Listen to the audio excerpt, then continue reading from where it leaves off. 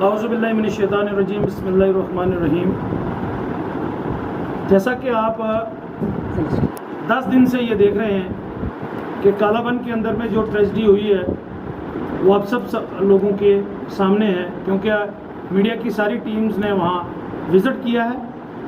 लोगों के दुख दर्द को गवर्नमेंट तक पहुँचाने की कोशिश की है। बहुत सारी NGOs ने, बहुत सारे पार्टीज़ के लोगों ने और बहुत सारे सोशल एक्टिविस्ट ने भी वहाँ पर जाकर लोगों के दुख में शमूलियत की है। हमारी गुजारिश इस प्रेस कॉन्फ्रेंस के थ्रू हमारी टीम के भी बहुत सारे मेंबरान ने वहाँ विज़िट किया है। आज हम government of Jammu and Kashmir से और सेंट्रल गवर्नमेंट से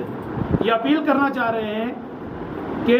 right to life with dignity article 21 के तहत जिस तरह से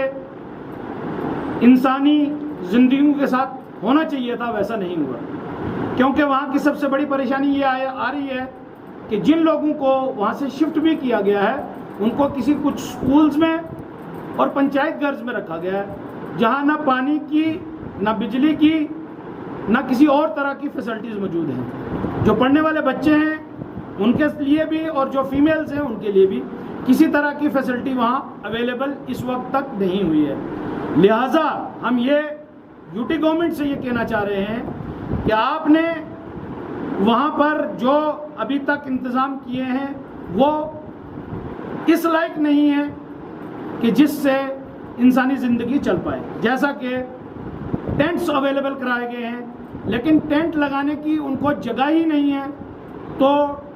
उन टेंट्स को कहाँ लेके जाएंगे। एक दूसरी चीज़ मेरा ये कहना है कि गवर्नमेंट जम्मू एंड कश्मीर को अभी तक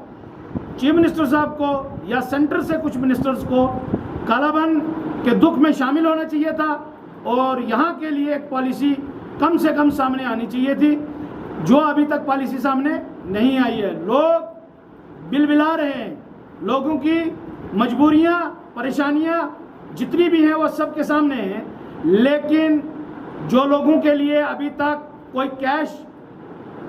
पेमेंट जो है गवर्नमेंट अवेलेबल करवाती जिससे वो अपना दिन का खर्चा या आने वाले टाइम के लिए कुछ कर पाते, तो मैं government of Jammu and Kashmir से और यूटी गवर्नमेंट से ये इल्तिजा करना चाह रहा हूँ कि आप एक परमानेंट रिहेबिलिटेशन पॉलिसी के साथ साथ एक स्पेशल खुसूसी पैकेज कालाबन के लोगों के लिए, पर्टिकुलर पूरे लैंडस्लाइड के वो एरिया, चाहे वो गुरसाई हो, चाहे संग्योट हो, चंडियाल हो, इन सब लोगों के लिए, बालाकोट का कुछ एरिया हो, उनके लिए करना चाहिए, जो अभी तक गवर्नमेंट की कोई पॉलिसी सामने नहीं आई है। मैं गुजारिश करता हूँ यूटी के चीफ मिनिस्टर साहब से कि ये कहीं पे भी अगर कोई परेशानी थी तो आपके मिनिस्टर्स और आप लोगों ने विजिट किया, क्या मेंढर बॉर्डर एरिया होने के बावजूद भी अभी तक आपके कानों पर जो है वो जूं नहीं रेंगी है। मुझे उम्मीद है कि जल्द अज जल्द जम्मू कश्मीर गवर्नमेंट और सेंट्रल गवर्नमेंट के नुमाइंदों को वहां पहुंचकर स्पेशल खुसूसी पैकेज का ऐलान करना चाहिए और कम से कम जो SDM साहब को आपने, हम इस चीज़ की तारीफ भी करते हैं कि SDM साहब वहां मौके पे इतने दिन से मौजूद हैं, लेकिन एक SDM के पास ऐसा कोई पेमेंट, कोई ऐसी पॉलिसी, कोई ऐसा खजाना आपने नहीं दिया है जो लोगों की वो मदद ऑन स्पॉट कर सके। लिहाजा हमारी गुजारिश ये है, DC साहब से भी हम ये कहना चाहते हैं कि आप भी मौके पर पहुंचें और लोगों की मदद करें। तमाम NGOs भी पहुंच रही हैं। मेरी गुजारिश अपने बाकी साथियों से भी है,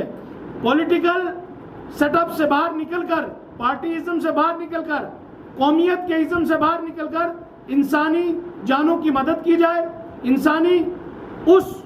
हालात के साथ में शाना बशाना हमें खड़ा रहना चाहिए। हम सबका शुक्रिया भी अदा करते हैं जिन लोगों ने उनकी मदद की है। साथ ही साथ मैं अपने तमाम लोगों से गुजारिश करूंगा कि आप एक प्लेटफॉर्म पर मेंढर में इकट्ठा होकर इन लोगों की आवाज़ को सेंट्रल गवर्नमेंट तक थ्रू एजेंसियों को पहुंचाएं, और अगर स्टेट, यूटी गवर्नमेंट और सेंट्रल गवर्नमेंट इसके ऊपर में कोई भी कदम आगे जल्द से जल्द इन दिनों में नहीं उठाती है, तो हम सब लोग मिलकर इन लोगों की आवाज़ को आगे बढ़ाने की कोशिश करेंगे। और इसके लिए अगर हमें कहीं धरना देना हो किसी ऑफिस के दरवाजे को खटखटाना हो और कुछ सोए हुए नींद में जो इक़्तिदार की कुर्सियों पे बैठे हुए हैं उनके खिलाफ सड़कों पर भी उतरना पड़े तो इंशाअल्लाह तबारक व तआला हम उतर कर उनको जवाब देंगे। मैं आप सबका शुक्रिया अदा करता हूँ कि आप इस मुश्किल घड़ी में उन सब लोगों के साथ हम सब खड़े हैं।